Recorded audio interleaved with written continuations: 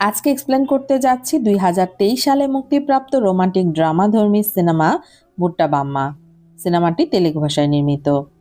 এই সিনেমাটি ২০২০ সালে মুক্তিপ্রাপ্ত মালায়ালাম সিনেমার রিমেক। গ্রামের সহজ সরল একটি মেয়ে মোবাইলের রং নাম্বারের মাধ্যমে একটি ছেলের সাথে সম্পর্কে জড়িয়ে যায়, আর তারপর তার সাথে ঘটতে থাকে একের পর এক অনাকাঙ্ক্ষিত ঘটনা। তারপর মেয়েটির সাথে কি হয়েছিল, সে কি ছেলেটির ভালোবাসা পেয়েছিল নাকি তার সাথে অন্য কিছু ঘটেছিল, জানতে হলে দেখতে হবে আজকের সিনেমার এক্সপ্লেনেশন। তাহলে চলুন চলে যাই মূল এক্সপ্লেনেশনে। সিনেমার শুরুতেই আমরা একটি অল্প বয়সী মেয়েকে দেখতে পাই। মেয়েটির নাম সত্যিয়া। সে বাস থেকে নামছিল। সত্যিয়া খুব নার্ভাস ছিল। সে এই প্রথমবারের মতো গ্রাম থেকে শহরে এসেছে, তাও আবার একা একা। সে বাস থেকে নেমে এগিয়ে যাচ্ছিল, তখন পেছন থেকে কন্ডাক্টর তাকে ডাক দেয়। সত্যিয়া এতে কিছুটা ভয় পেয়ে যায়, কিন্তু বাসের কন্ডাক্টর তখন তাকে বলে যে আপা, আপনি তো আপনার ভাঙতি টাকাগুলো নিলেন না। সত্যিয়া ফিরে আসে এবং ভাঙতি টাকাটা নিয়ে আবারও সামনের দিকে এগিয়ে যায়। বাস স্ট্যান্ডে দাঁড়িয়ে সত্যিয়া কারোর জন্য অপেক্ষা করছিল, আর তখনই তার ফোনে একটা ফোন আসে। ফোনটা করেছে তার বেস্ট ফ্রেন্ড লক্ষ্মী। লক্ষ্মী জিজ্ঞেস করে, কিরে মুরলি এসেছে? সত্যিয়া বলে না, এখনো আসেনি। এতে করে লক্ষ্মী কিছুটা চিন্তিত হয়ে যায়। লক্ষ্মী সত্যিয়াকে বলে কিছুক্ষণ অপেক্ষা করে দেখ, মুরলি যদি না আসে তাহলে পরের বাসে ফিরে আয়। এখানে পরিষ্কার বোঝা যাচ্ছিল সত্যিয়া কারোর সাথে দেখা করতে একা একা এখানে এসেছে, আর সেটা শুধুমাত্র লক্ষ্মী ছাড়া আর কেউই জানতো না। লক্ষ্মী ফোনটা রাখতেই সত্যিয়া কাউকে ফোন করার চেষ্টা করছিল, আর তখন স্টেশনে থাকা এক বখাটে ছেলের নজর পড়ে সত্যিয়ার উপর। আর সত্যিয়াকে দেখে ছেলেটি বুঝে গিয়েছিল মেয়েটি গ্রাম থেকে এসেছে এবং একা এসেছে। লোকটি যখন সত্যিয়ার দিকে তাকিয়েছিল তখন সত্যিয়াও তাকে দেখতে পায়। তাকে দেখে সে একটু সরে যায়। তখন লোকটি তার পিছু করতে থাকে এবং তার কাছে এসে বলে, ম্যাডাম কিছু কি হয়েছে? আপনার কোনো সাহায্যের প্রয়োজন? সত্যিয়া কিছু না বলে সেখান থেকে চলে যায়। সেখানে আমরা লোকটির আরো একজন সাথীকে দেখতে পাই। তারা দুজন মিলে সত্যিয়ার পিছু করতে থাকে। সত্যিয়া খুব ভয় পেয়ে যায়। তখন সে সামনে দাঁড়িয়ে থাকা একজন পুলিশের পাশে গিয়ে দাঁড়ায়, কিন্তু পুলিশটা সেখান থেকে চলে যায়। তখন সত্যিয়া ভয় পেয়ে যায়। ভয় পেয়ে গিয়ে বাস স্টেশনের বাথরুমে গিয়ে ঢোকে। সত্যিয়া যেহেতু লেডিস টয়লেটে ঢুকেছিল, তাই লোকগুলো আর ভেতরে ঢুকতে পারে না। সেখানে দাঁড়িয়ে সত্যিয়া কাউকে ফোন করার চেষ্টা করছিল। সে বারবার ফোন করছিল, কিন্তু ফোনটা বন্ধ আসছিল। সত্যিয়া কাকে বারবার ফোন করছিল, আর সেটা জানতে হলে আমাদেরকে কয়েক মাস আগে চলে যেতে হবে। কাহিনী চলে যায় ফ্ল্যাশব্যাকে। ছোট একটি গ্রামের বাসিন্দা হচ্ছে সাতিয়া। সাতিয়ার মা কাপড় সেলাই করে। সাতিয়া তার মাকে কাপড় সেলাইয়ের কাজে সাহায্য করে। সাতিয়া এবং তার বান্ধবী লক্ষ্মী দুজনে মিলে শহরে যেত কাপড় আনার জন্য, আর সেখান থেকে কাপড় এনে তার মা সেলাই করে তার কাস্টমারদেরকে সাপ্লাই দিত। সাতিয়া এবং লক্ষ্মী বেরিয়ে পড়ে শহরে যাওয়ার উদ্দেশ্যে। কিছু দূর যাওয়ার পর একটা মন্দিরের সামনে এসে তারা দাঁড়ায়। সাতিয়া মন্দিরে পূজা করতে থাকে, আর অন্যদিকে আমরা লক্ষ্মীকে দেখতে পাই সাতিয়ার ফোন নিয়ে সে তার বয়ফ্রেন্ডকে ফোন করছে। সাতিয়া তার সাথে করে তার প্রিয় পুতুলটা নিয়ে এসেছিল, সেটা সে মন্দিরে রেখে দেয়। আর তারপর পূজা শেষ হলে তারা দুই বান্ধবী শহরের দিকে এগিয়ে যেতে থাকে। এরপর সিন চেঞ্জ হয়। আমরা মুরলি নামের এই ছেলেটিকে দেখতে পাই। সে পেশায় একজন অটো ড্রাইভার। মুরলি দেখতে যেমন সুদর্শন ছিল, ঠিক তেমনি অনেস্ট ছিল। এলাকার সব বাচ্চাদেরকে মুরলি স্কুলে পৌঁছে দিত। এলাকার সবাই মুরলিকে খুব পছন্দ করত এবং বিশ্বাস করত। মুরলির একটাই দুর্বলতা ছিল, একটা রেডিও শো। যেই রেডিও শোটা হোস্ট করত একজন মেয়ে। এই মেয়ের কণ্ঠটা তার খুব প্রিয় ছিল। সে কখনোই এই শোটা মিস করতো না। অন্যদিকে আমরা সাতিয়া আর লক্ষ্মীকে দেখতে পাই। তারা শহরের কাজ শেষ করে বাড়ি ফিরে যাচ্ছিল। এর মধ্যে লক্ষ্মীর বয়ফ্রেন্ড আবার ফোন করে। সে কথা বলতে বলতে আসছিল, আর রাস্তায় একটা ছেলেকে আমরা দেখতে পাই যে সাতিয়ার দিকে মুগ্ধ হয়ে তাকিয়েছিল। এই ছেলেটির নাম রাহুল। রাহুলের কোম্পানিতেই সাতিয়ার বাবা কাজ করত। রাহুল খুব ভদ্র একটি ছেলে ছিল। সে মনে মনে সত্যাকে পছন্দ করত, কিন্তু সে কখনোই সত্যাকে বিরক্ত করত না। রাহুল সত্যাকে পছন্দ করলেও রাহুলের মা সত্যাকে পছন্দ করত না, কারণ তার বাবা ছিল তাদের কোম্পানির কর্মচারী, আর তাই সে চাইতো না রাহুল আর সত্যার বিয়ে হোক। সাতিয়া ও রাহুলকে তেমন একটা পছন্দ করত না। এরপর তারা দুই বান্ধবী বাড়ি চলে আসে। সাতিয়া তার বাবাকে খুব ভয় পেত, কারণ তার বাবা খুব রাগী ছিলেন। সাতিয়াকে সে দেখে জিজ্ঞেস করে, এতক্ষণ কোথায় ছিলে, এত দেরি হলো কেন? আর এতে করে আমরা বুঝতে পারি সাতিয়ার বাবা তাকে খুব শাসনে রাখতো। অন্যদিকে আমরা সাতিয়ার মা এবং তার ছোট বোনকে দেখতে পাই। সাতিয়ারা দুই বোন, সাতিয়া এবং তার ছোট বোন। তার ছোট বোন ক্লাস 8-এ পড়তো। এরপর দিন আমরা লক্ষ্মীকে দেখতে পাই। সে একটা স্মার্টফোন নিয়ে দৌড়ে সাতিয়াদের বাড়িতে আসছিল। সেই স্মার্টফোনটা সাতিয়াকে দেখাতে চাইছিল, কিন্তু বাড়ির সামনে আসতেই সাতিয়ার বাবা তাকে আটকায় আর বলে, এই ফোন নিয়ে তুমি সাতিয়ার কাছে যেও না। তুমি যখন বাড়ি ফিরবে তখন এই ফোনটা নিয়ে যেও। এই ফোনই আজকালকার মেয়েগুলোকে নষ্ট করে দিচ্ছে। লক্ষ্মী মন খারাপ করে সাতিয়ার ঘরে আসে আর তাকে বলে, তোকে দেখানোর জন্য একটা স্মার্টফোন নিয়ে এসেছিলাম, কিন্তু তোর বাবা সেটা রেখে দিয়েছে। যা শুনে সাতিয়া আলমারির ভেতর থেকে একটা কাগজ বের করে, সেখানে একটা স্মার্টফোনের ছবি দেওয়া ছিল। এই স্মার্টফোনটার দাম 7,000 টাকা। সাতিয়া বলে, আমি 5,000 টাকা জমিয়েছি, আর মাত্র 2,000 টাকা হলেই আমি আমার ফোনটা পাল্টে এই ফোনটা নেব। এর কিছুক্ষণ পর সাতিয়া রেডি হয়ে মন্দিরের উদ্দেশ্যে বেরোচ্ছিল। তখন সে তার ফোনটা খুঁজে পাচ্ছিল না। আসলে সাতিয়ার বাবা তার ফোনটা লুকিয়ে রেখেছিল। অনেকক্ষণ খোঁজাখুঁজির পর সাতিয়া তার বাটন ফোনটা খুঁজে পায়। আর তখন সাতিয়ার মা তাকে বলে যে কাস্টমারকে ফোন করে জানাতে যে তার ব্লাউজটা রেডি হয়ে গেছে, সে যেন সেটা এসে নিয়ে যায়। সাতিয়া ক্যালেন্ডারে লেখা সেই নাম্বারে ফোন করে, কিন্তু ফোন ধরে মুরলি। মুরলিকে সে জিজ্ঞেস করে উমা দিদির ব্লাউজটা তৈরি হয়ে গিয়েছে, এসে নিয়ে যেতে বলবেন। মুরলি বলে, এখানে তো উমা দিদি বলে কেউ থাকে না। সাতিয়া বুঝতে পারে সে রং নাম্বারে ফোন করে ফেলেছে, তাই সে সাথে সাথে ফোনটা কেটে দেয়। এরপর নাম্বার মিলিয়ে দেখে সে আসলে এই নাম্বারটা ভুল করেছে, আর তারপর সে সঠিক নাম্বারটা ডায়াল করে সেই মহিলার সাথে কথা বলে। আর অন্যদিকে আমরা দেখতে পাই মুরলি সমানে সাতিয়ার নাম্বারে ফোন করে যাচ্ছে। আসলে তার কাছে সাতিয়ার কণ্ঠটা খুব ভালো লেগেছিল, কিন্তু সাতিয়া তো অন্য মহিলার সাথে কথা বলছিল, তাই নাম্বারটা বিজি ছিল। এরপর সাতিয়া আর লক্ষ্মী দুই বান্ধবী বেরিয়ে পড়ে মন্দিরের উদ্দেশ্যে। কিছু দূর যাওয়ার পর লক্ষ্মী বলে, আমি মন্দিরে যাব না, আমি আমার বয়ফ্রেন্ডের সাথে দেখা করতে যাব। লক্ষ্মীর বয়ফ্রেন্ড মন্দিরের কাছেই দাঁড়িয়েছিল। লক্ষ্মীর বয়ফ্রেন্ডকে দেখে সাতিয়া তো অবাক হয়ে যায় এবং বলে, এটা তোর বয়ফ্রেন্ড? এরকম কালো, তোর কি চোখ নেই? লক্ষ্মী বলে, আমার তো তবু একটা বয়ফ্রেন্ড আছে, তোর তো তাও নেই, একটা করে দেখা, তারপরে কথা বলিস। এরপর লক্ষ্মী তার বয়ফ্রেন্ডকে নিয়ে একটু আড়ালে চলে যায়, আর সাতিয়া যায় মন্দিরে। সে মন্দিরে গিয়ে প্রার্থনা করতে থাকে তারও যেন একটা বয়ফ্রেন্ড হয়। কিন্তু সাতিয়া বলে, আমার বয়ফ্রেন্ডটা যেন অনেক সুদর্শন হয় এবং সাথে যেন অনেক সৎ হয়। সে যখন প্রার্থনা করছিল ঠিক তখনই মুরলি তাকে ফোন করে। ফোন ধরলে মুরলি বলে, কি ব্যাপার, তখন ফোন করে আর কথা বললেন না? সাতিয়া বলে, সরি, আসলে রং নাম্বার হয়ে গিয়েছিল। মুরলি বলে, আপনার কণ্ঠটা অনেক সুন্দর, আমি কি আপনার সাথে কথা বলতে পারি? যা শুনে সাতিয়া তার ফোনটা কেটে দেয়। অন্যদিকে আমরা লক্ষ্মীকে দেখতে পাই একটু আড়ালে গিয়ে সে তার বয়ফ্রেন্ডের সাথে বসেছিল। তার বয়ফ্রেন্ড তার সাথে একটু ক্লোজ হতে চাইলে সে একটা চড় দেয় তাকে। এরপর সিন চেঞ্জ হয়। পরের দিন আমরা দেখতে পাই একটা গাড়িতে করে মাইকিং করা হচ্ছে। আসলে বড় রোডের পাশে একটা দোকান খোলা হবে, কাপড়ের দোকান। কয়েকদিন পরে সেটা উদ্বোধন করা হবে, আর উদ্বোধনের দিন রয়েছে নানা রকম ডিসকাউন্ট। সবাইকে সেখানে যাওয়ার আমন্ত্রণ জানানো হচ্ছে। আসলে এই দোকানটা খুলেছিল রাহুল। রাহুলের মা তাকে বলে, আমাদের এত এত বিজনেস রয়েছে, সেগুলো দেখাশোনা করো, সেগুলো বাদ দিয়ে তুমি কেন আবার কাপড়ের দোকান খুললে? যা শুনে রাহুলের বন্ধু বলে, সে তো আসলে কাপড়ের দোকানটা খুলেছে সাতিয়ার জন্য। যা শুনে রাহুলের মা অনেক রেগে যায়, কারণ সেও জানতো তার ছেলে সাতিয়াকে অনেক পছন্দ করে, কিন্তু সাতিয়ারা অনেক গরিব হয় রাহুলের মা তাদেরকে পছন্দ করতো না। আর রাহুলের মা চাইতো না সাতিয়ার সাথে তার ছেলে মেলামেশা করুক। আসলে কোনো মালিকই চায় না তার ছেলে তারই কোম্পানির কোনো কর্মচারী মেয়েকে বিয়ে করুক।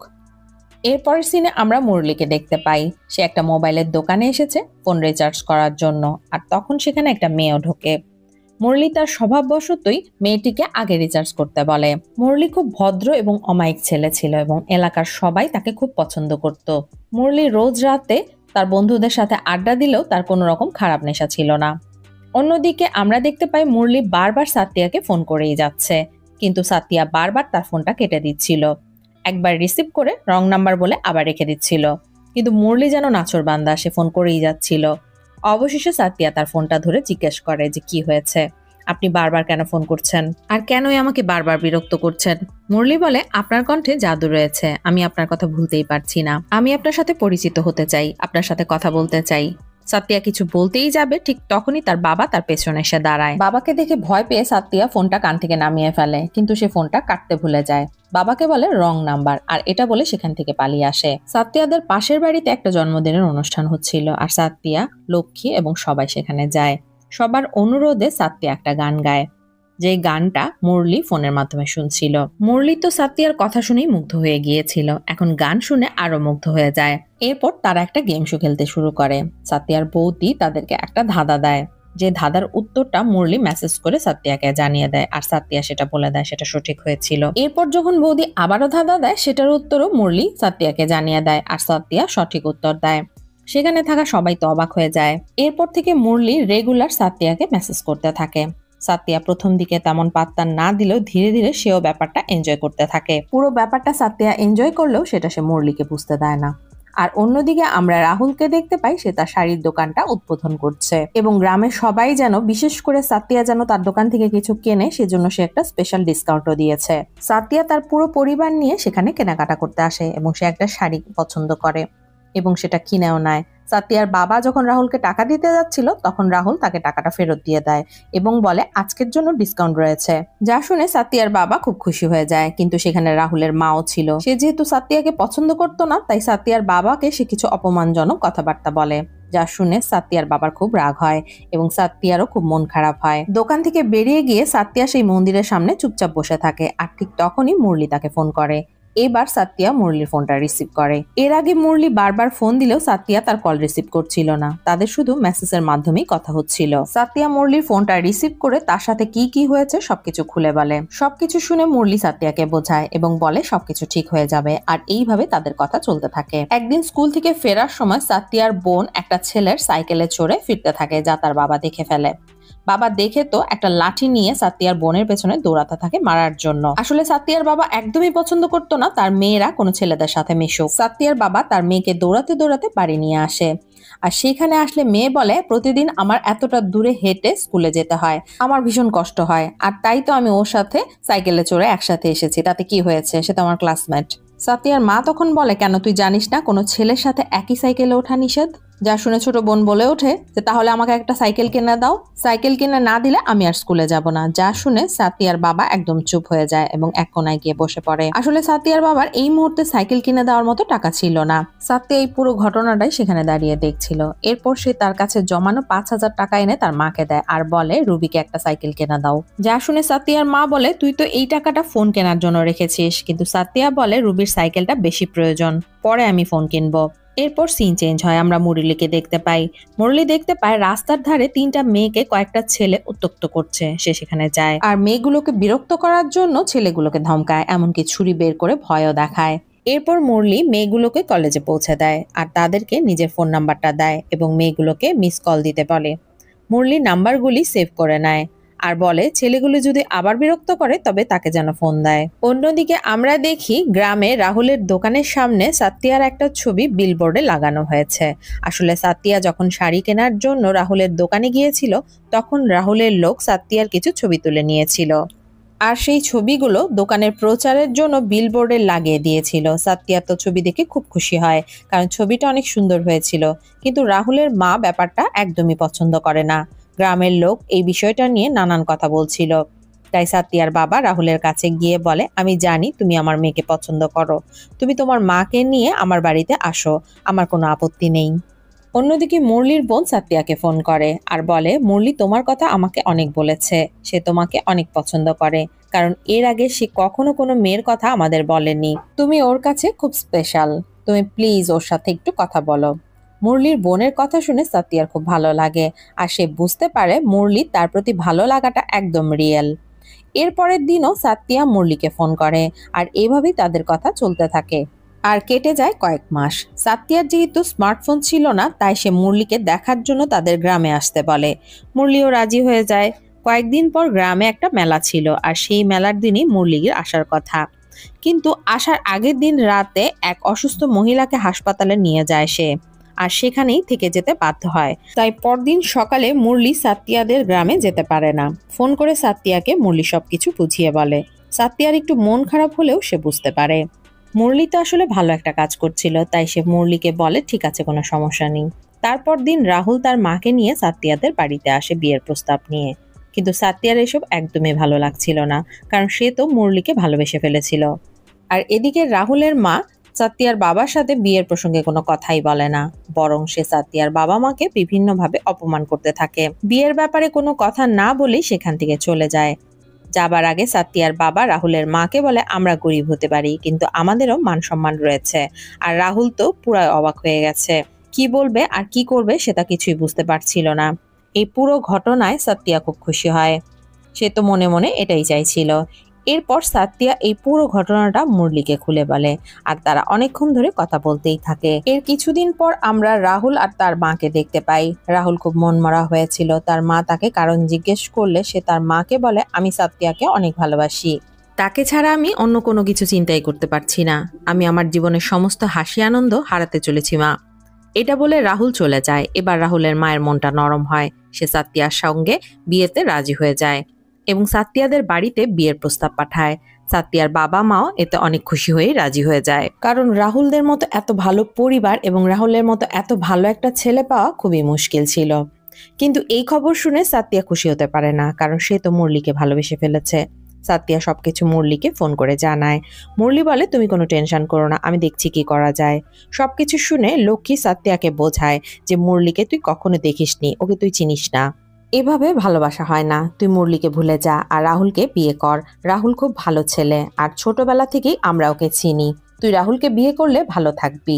কিন্তু সাত্তিয়া রাজি হয় না, কারণ সে মুরলিকে অনেক বেশি ভালোবেসে ফেলেছে এবং তাকেই বিয়ে করবে। লক্ষ্মী অনেক বোঝানোর চেষ্টা করে, বলে এসব এখনই বন্ধ কর, তা না হলে শেষে বিপদে পড়বি। কিন্তু সাত্তিয়া এতটাই অন্ধ হয়ে গিয়েছিল যে সে কোনো কথাই বুঝতে চাইছিল না। অন্যদিকে আমরা দেখি সাত্তিয়ার বাবা মা এবং বোন তাদের এক আত্মীয়র বিয়েতে যাচ্ছে। সেখানে 2 দিন থাকবে। সাত্তিয়ারও যাবার কথা ছিল, কিন্তু সে যেতে চাইছিল না, তাই সে শরীর খারাপের বাহানা করে। মেয়ের শরীর খারাপ শুনে সাত্তিয়ার বাবা মাও আর তাকে জোর করে না।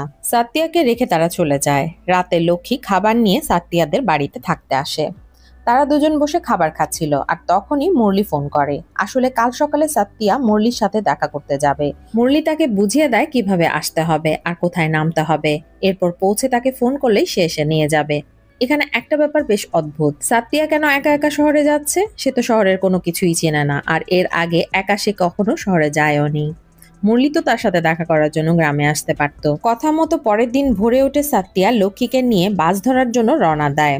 রাস্তায় যেতে যেতে লক্ষ্মী বারবার সাত্তিয়াকে মনে করিয়ে দিচ্ছিল পৌঁছেই যেন সে ফোন করে। আসলে লক্ষ্মী চাইছিল না সাত্তিয়া একা একা একটা অচেনা ছেলের সাথে দেখা করতে যাক। এরপর যথাসময়ে বাস এলে সাত্তিয়া বাসে উঠে রওনা হয়ে যায়। বাস কন্ডাক্টর টাকা চাইলে সাত্তিয়া একটা বড় নোট বের করে দেয়। কন্ডাক্টর বলে, এখন তো ভাঙতি নেই, বাস থেকে নেমে তারপর বাকি টাকা ফেরত দিচ্ছি। এরপর বাস তার গন্তব্যে পৌঁছে যায়। আর এই সিনটাই আমরা সিনেমার প্রথমে দেখেছিলাম। ভাঙতি টাকা ফেরত দেবার জন্য বাস কন্ডাক্টর সাত্তিয়াকে ডাক দেয়, আর তারপর 2টা বখাটে ছেলে সাত্তিয়ার পেছনে লাগে আর সাত্তিয়া বাস স্টেশনের লেডিজ বাথরুমে ঢোকে।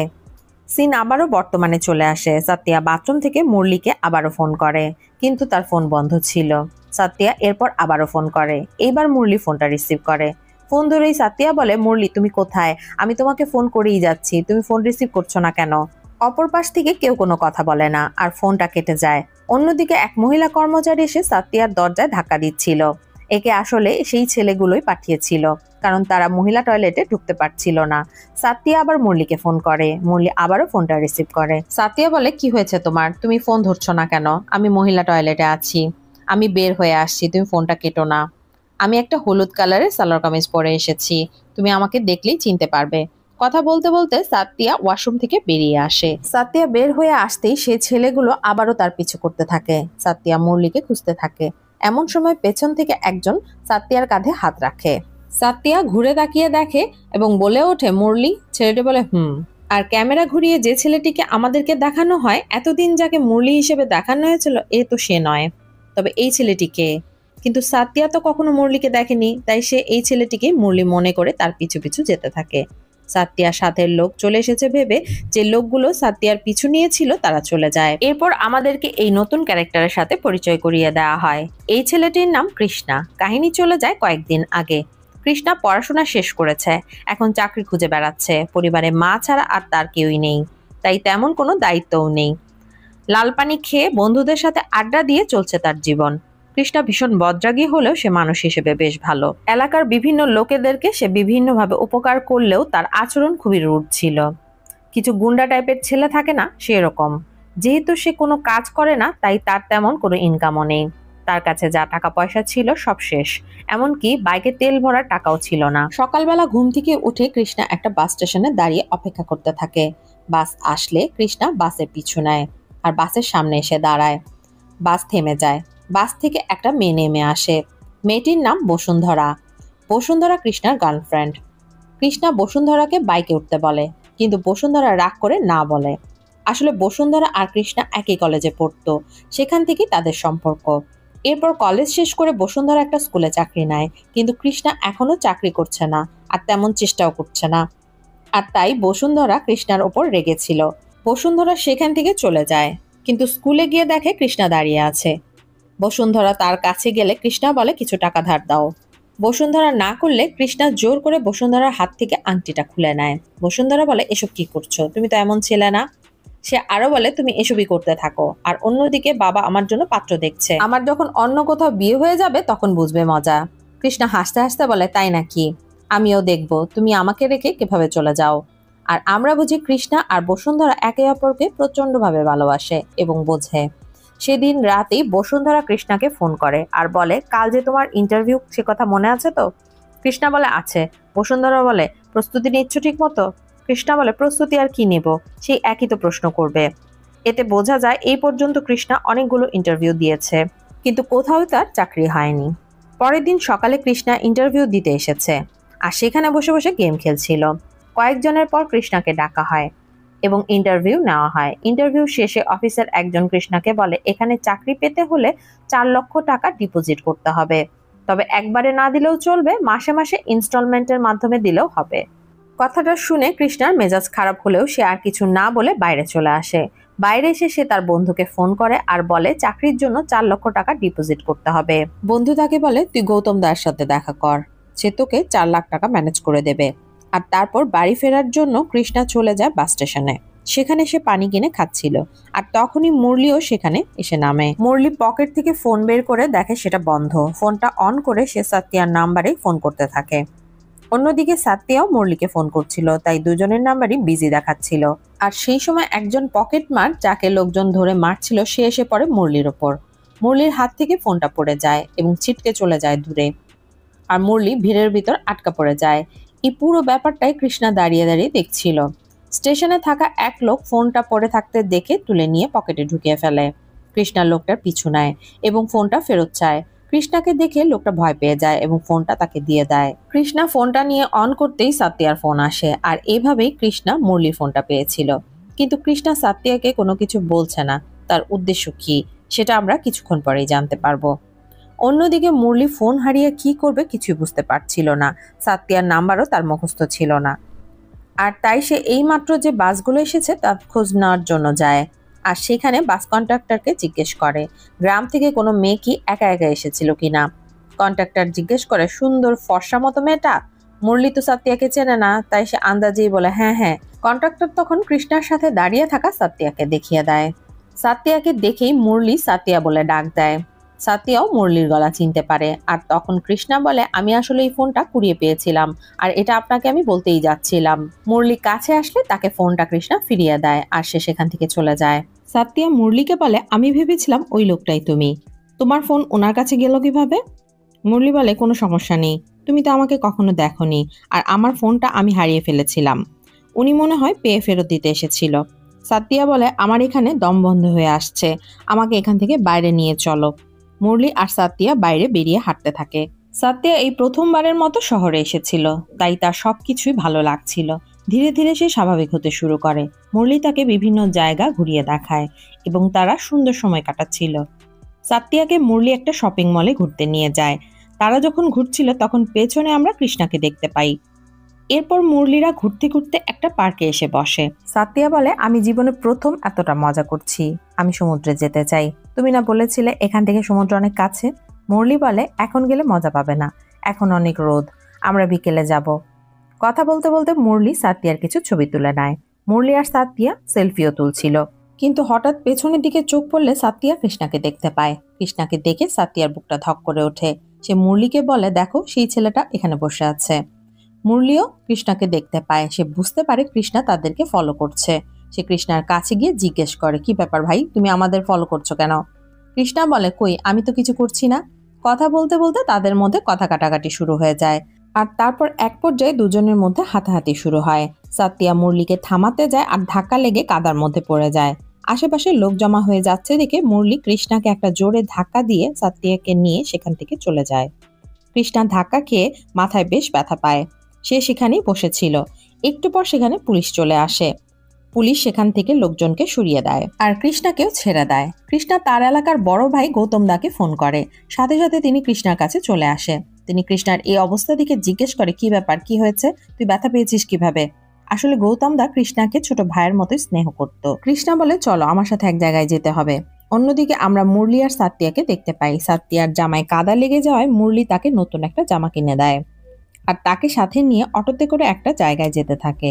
অন্যদিকে কৃষ্ণা বসুন্ধরাকে ফোন করে সবকিছু খুলে বলে। এরই মধ্যে গৌতম দাও সবকিছু জানতে পেরেছে। সে বলে, তুই মাথা ঠান্ডা কর, তারপর ওই ছেলেটাকে খুঁজে বের করা যাবে। গৌতম দা কৃষ্ণাকে নিয়ে যায় লাল পানি খেতে। আর অন্যদিকে মুরলি সাত্তিয়াকে নিয়ে একটা হোটেলে যায়। রুমে ঢুকে মুরলি সাত্তিয়ার সাথে ঘনিষ্ঠ হতে চাইলে সাত্তিয়া তাকে ধাক্কা দিয়ে সরিয়ে দেয় আর বলে, আমার খিদে পেয়েছে। মুরলি কিছু খাবার কেনার জন্য বাইরে চলে যায় আর তখন লক্ষ্মী সাত্তিয়াকে ফোন করে এবং জানতে চায়, কিরে তোর মুরলির সাথে দেখা হয়েছে, ছেলেটা কেমন, এখন তোরা কোথায় আছিস? সাতিয়া বলে, মুরলিকে তার খুবই ভালো লেগেছে, একদম রাজপুত্রের মতো, সুদর্শন, লম্বা, ফর্সা আর খুবই ভদ্র। লক্ষ্মী বলে, এত অল্পতেই এত কিছু বুঝে ফেললি? সাতিয়া হোটেলে আছে জানতে পেরে লক্ষ্মী চমকে যায় আর বলে, ওখানে কি করছিস? খুব সাবধান সাতিয়া, কাউকে এত সহজে বিশ্বাস করা ঠিক নয়। লক্ষ্মী আরো কিছু বলতেই যাচ্ছিল কিন্তু ঠিক তখনই দরজায় কেউ নক করে। সাতিয়া লক্ষ্মীর ফোনটা তাড়াতাড়ি কেটে দিয়ে মুরলি এসেছে ভেবে দরজা খুলে দেয়, কিন্তু সেখানে মুরলি ছিল না, একজন মধ্যবয়সী মহিলা ছিল। মহিলা নিজেকে মুরলির বোন বলে পরিচয় দেয় এবং মুরলির জন্য ভেতরে এসে অপেক্ষা করতে থাকে। সাতিয়া মুরলিকে ফোন করে। অন্যদিকে মুরলি যখন খাবার কিনে নিয়ে হোটেলে ফিরে আসছিল তখন কৃষ্ণা তাকে একটা অটোতে উঠতে দেখে ফেলে। কৃষ্ণা মোটরসাইকেলের দিকে দৌড় দেয়। গৌতম দাকে নিয়ে অটোর পিছু করতে থাকে। মুরলি হোটেলে ফিরে মহিলাকে দেখে একটু ভড়কে যায় আর বলে, আরে দিদি, তুমি এখানে কি করছো? দিদি বলে, তোকে এতবার ফোন দিলাম কিন্তু তোর ফোন তো বন্ধ ছিল, তাই আমি এখানে চলে এলাম। মেয়েটা দারুণ হয়েছে। মুরলি সাতিয়াকে বলে, ইনি হচ্ছে আমার দিদি, তুমি ভয় পেও না। এটা বলে সে মহিলাকে নিয়ে বাইরে চলে আসে। মুরলি কিছুটা রেগে গিয়ে বলে, কি বলছো এসব তুমি? মহিলা বলে, ওকে তাড়াতাড়ি জায়গা মতো পৌঁছে দে, ভুলে যাস না তুই কিন্তু টাকা নিয়েছিস। এইখানেই রিভিল হয় এই মুভির আসল টুইস্ট। মুরলি আসলে সাত্তিয়াকে বিক্রি করে দিয়েছিল আর সাত্তিয়ার মতো আমরা যাকে এতক্ষণ ভালো আর ভদ্র ছেলে ভাবছিলাম সে আসলে ভালোর মুখোশ পড়েছিল। ভালো সেজে মেয়েদের ফোন নাম্বার নিত আর তাদেরকে ভালোবাসার জালে ফাঁসিয়ে ব্যবসার জন্য বিক্রি করে দিত। মুরলি মহিলাকে কোনো রকমে বুঝিয়ে সেখান থেকে বিদায় করে দেয়। এরপর মুরলি রুমে ফিরে আসে। ততক্ষণে সাতিয়ার মনে সন্দেহ ঢুকে গিয়েছিল, সে সেখান থেকে চলে যেতে চাইছিল। মুরলি প্রথমে তাকে বোঝানোর চেষ্টা করে কিন্তু সাতিয়া কোনোভাবেই না মানলে এরপর মুরলি তার আসল রূপে চলে আসে আর সাতিয়ার সাথে জোর জবরদস্তি করতে থাকে। অন্যদিকে আমরা কৃষ্ণাকে দেখতে পাই। কিছু দূর আসার পর সে মুরলির অটোটা হারিয়ে ফেলে। অটোটা হারিয়ে ফেলার কিছুক্ষণ পর কৃষ্ণা অটোটাকে আবারও দেখতে পায়। অটোটা দেখে সে চিনে ফেলে কারণ সে অটোর নাম্বারটা দেখে নিয়েছিল। সে আবারও অটোর পিছু করে অটোটা ধরে ফেলে আর জিজ্ঞেস করে এইমাত্র যে যাত্রী ছিল তাকে কোথায় নামিয়ে দিয়ে এসেছে। অটোচালক বলে, এসকে লজে। কৃষ্ণা তার দাদাকে নিয়ে তাড়াতাড়ি লজের দিকে যেতে শুরু করে। অন্যদিকে সাতিয়া ছাড়া পাওয়ার জন্য অনেক চেষ্টা করতে থাকে কিন্তু মুরলির সাথে সে কোনোভাবেই পেরে উঠছিল না। তাই সে মুরলির হাতে একটা কামড় দেয় আর এতে রেগে গিয়ে সাতিয়াকে কয়েকটা চড় মারে মুরলি। সাতিয়া কাঁদতে থাকে আর বলতে থাকে, আমাকে ছেড়ে দাও, আমাকে বাড়ি যেতে দাও। কৃষ্ণা তার দাদাকে নিয়ে সেই লজে পৌঁছে যায় আর সেখানকার একটা ছেলেকে ধরে উত্তম মাধ্যম দিতে সে মুরলিদের রুম নাম্বারটা বলে দেয়। কৃষ্ণা সেই রুমে গিয়ে দরজা ধাক্কা দেয়। মুরলি থেমে যায় আর সাতিয়ার মুখটা চেপে ধরে তাকে চুপ থাকতে বলে। মুরলি চলে যায় দরজা খুলতে আর এই সুযোগে সাতিয়া বাথরুমে ঢুকে দরজাটা লাগিয়ে দেয়। মুরলি থামাতে চাইলেও থামাতে পারে না, তাই সে দরজাটা খুলতে যায় কিন্তু দরজাটা খুলতেই মুরলি তার নাকে একটা ঘুষি খেয়ে নিচে পড়ে যায়। কৃষ্ণা এরপর ঘরে ঢুকে আসে এবং মুরলিকে মারতে থাকে। মুরলিও তাকে মারতে থাকে। মারামারির এক পর্যায়ে কৃষ্ণা জিজ্ঞেস করে মেয়েটা কোথায়, কিন্তু মুরলি কিছুই বলে না। অনেক মার খেয়ে মুরলি কাহিল হয়ে পড়ে আর দেখিয়ে দেয় যে সাতিয়া বাথরুমে রয়েছে। কৃষ্ণা যে ছেলেটাকে ধরে মুরলির রুম নাম্বার জেনেছিল সেই ছেলেটা সেই মহিলাকে খবর দিয়ে নিয়ে আসে, কিন্তু ঘরের সামনে কৃষ্ণা দাদা দাঁড়িয়েছিল। সে বলে, আমরা পুলিশের লোক। যা শুনে মহিলা বেলুনের মতো চুপসে যায় আর সেখান থেকে চলে যায়। কৃষ্ণা বাথরুমের সামনে এসে সাতিয়াকে দরজা খুলতে বলে কিন্তু সাতিয়া আরো ভয় পেয়ে যায় আর কাঁদতে থাকে। তাই বাধ্য হয়ে কৃষ্ণা দরজা ভেঙে ভেতরে ঢুকে পড়ে। সেখানে সাতিয়া হাত জোর করে বসেছিল, কাঁদছিল আর বলছিল, আমাকে ছেড়ে দাও। কৃষ্ণা তাকে আশ্বস্ত করে আর বলে, আমি তোমাকে বাঁচাতে এসেছি। সাতিয়া একসময় কৃষ্ণার কথায় উঠে দরজার বাইরে বেরিয়ে আসে। বাইরে বেরিয়ে সাতিয়া দেখতে পায় মুরলি মার খেয়ে আহত অবস্থায় পড়ে আছে, কিন্তু এই অবস্থায়ও মুরলি হাসছিল। আর এর মধ্যেই আমাদের দেখানো হয় মুরলি সাহায্য করার নামে মেয়েদের থেকে তাদের ফোন নাম্বার কালেক্ট করত আর তাদের সাথে ভালো মানুষের নাটক করে প্রেমের জালে ফাঁসিয়ে বিক্রি করে দিত। অর্থাৎ সে একজন প্রফেশনাল দালাল ছিল এবং সাতিয়া ছাড়াও আরো বহু মেয়ের সাথে সে এরকম করেছে। সাতিয়া কৃষ্ণার সাথে হোটেল থেকে বেরিয়ে যায়। কৃষ্ণা অটোতে করে তাকে সেখান থেকে নিয়ে যেতে থাকে। এই পুরো সময়ে সাতিয়া একটা কথাও বলে না। কৃষ্ণার ফোনে বসুন্ধরা ফোন করে আর জিজ্ঞেস করে, মেয়েটাকে বাঁচাতে পেরেছ? কৃষ্ণা বলে, সাতিয়া আমার সাথেই আছে। আসলে বসুন্ধরার পরামর্শে কৃষ্ণা এতক্ষণ সাতিয়াকে ফলো করছিল। বসুন্ধরা সাতিয়ার সাথে কথা বলে আর বলে কৃষ্ণার ওপর সে চোখ বন্ধ করে ভরসা করতে পারে। এবার সাতিয়া কিছুটা স্বাভাবিক হয়। এবার কৃষ্ণা বলে, আমি যখন মুরলির ফোনটা খুঁজে পাই তখন তোমার ফোন ছাড়াও আরেকটা ফোন আসে। একজন মহিলা বলছিল, মুরলি, সাতিয়াকে পেয়েছিস? মেয়েটা দেখতে কেমন? ওকে তাড়াতাড়ি শেঠের কাছে ডেলিভারি করে দে। আর তখনই আমি বুঝতে পারি তুমি খারাপ লোকেদের পাল্লায় পড়েছ। তাই আমি মুরলির ফোনটা ফেরত দিইনি। আর তোমাকে সবকিছু বলতেই যাচ্ছিলাম, কিন্তু তখনই সেখানে মুরলি চলে আসে আর সেজন্যই আমি তোমাদের পিছু করছিলাম। এতক্ষণ পর সাতিয়া কথা বলে। সে বলে, আমি বিচে যেতে চাই, আমাকে সেখানে নিয়ে যাবেন? কৃষ্ণা সাতিয়াকে বিচে নিয়ে যায়। সাতিয়া চুপচাপ দাঁড়িয়েছিল। কৃষ্ণা বলে, যা হয়েছে তা একটা দুঃস্বপ্ন মনে করে ভুলে যাও। আমাদের জীবনে যে খারাপ অভিজ্ঞতাগুলো হয় সেগুলো আমাদের জীবনে শিক্ষণীয় হয়ে থাকে, যা আমাদের পরবর্তী জীবনে চলার পথে কাজে লাগে। তোমাকে আরো স্ট্রং হতে হবে। তুমি যদি স্ট্রং না হও তাহলে এই ঢেউয়ের মতো খারাপ মানুষগুলো তোমাকে ভাসিয়ে নিয়ে যাবে। কিন্তু যদি তুমি শক্ত থাকো, স্ট্রং থাকো, তবে তারা তোমাকে ঢেউয়ের মতো ছুঁয়ে চলে যাবে, কিন্তু তোমার কোনো ক্ষতি করতে পারবে না। এই সমাজে অনেক মানুষরূপী কুকুর রয়েছে, তাদের থেকে সবসময় সাবধান থেকো। তোমার বাসের সময় হয়ে যাচ্ছে, চলো তোমাকে বাসে তুলে দেই। এরপর আমরা দেখি মুরলি সহ ওদের পুরো টিমকে পুলিশ অ্যারেস্ট করেছে। এই ঘটনার কিছুদিন পর আমরা আবার সাতিয়াকে দেখতে পাই। সে একটা কাজে রাহুলের দোকানে এসেছে। রাহুল তাকে বলে, আমাদের বিয়েতে সবাই রাজি, এখন শুধু তুমি মত দিলেই হয়। এর উত্তরে সাতিয়া বলে, এত তাড়া কিসের? আমরা তো এই গ্রামেই রয়েছি, সময় হলেই আমি আপনাকে আমার মতামত জানাবো। এরপর বাইরে বেরিয়ে যায়। আমরা সাতিয়ার হাসি মুখ দেখতে পাই। এখন সে তার লাইফটা পুরোপুরি এনজয় করছে। আসলে আমরা আমাদের কাছের মানুষ, প্রিয় পরিবেশ কোনো কিছুরই মূল্যায়ন করি না যতক্ষণ না সেটা হারিয়ে ফেলি। সাতিয়ার সাথে ঘটে যাওয়া দুর্ঘটনা থেকে ফিরে এসে সে বুঝতে পেরেছে জীবন কত সুন্দর, প্রিয় মানুষগুলো কত আপন, আর তাকে কতটা ভালোবাসে। আর এইখানে এই সুন্দর এবং শিক্ষণীয় সিনেমাটা শেষ হয়ে যায়। সিনেমার কাহিনী এবং আমার এক্সপ্লেনেশন যদি ভালো লাগে তাহলে অবশ্যই লাইক এবং কমেন্ট করবেন এবং সাবস্ক্রাইব করে চ্যানেলের সাথেই থাকবেন। আজকের মতো আমি এখানে বিদায় নিচ্ছি। আবারও দেখা হবে নতুন কোনো মুভির গল্প নিয়ে। ধন্যবাদ।